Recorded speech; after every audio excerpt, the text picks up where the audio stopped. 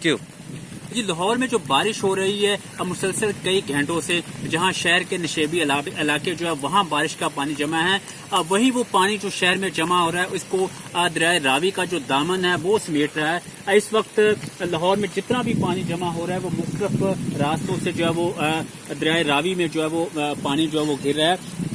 بارش کے پانی کی وجہ سے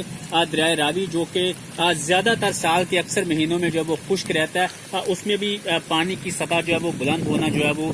شروع ہو گئی ہے۔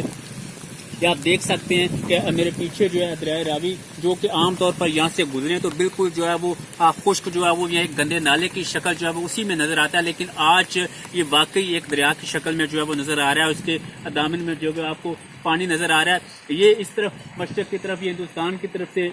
جو دریا آ رہا ہے، یہاں سے بھی پانی جو ہے وہ شہر کا اس میں داخل ہو رہا ہے، اور اس سے آگے اگر سگیاں کی طرف جائیں گے تو وہاں بھی بارش کا تمام پانی جو ہے وہ آہستہ آہستہ یہ دریا جو ہے وہ اپنے دامن میں جو ہے وہ اس کو سمیٹ رہا ہے۔ جی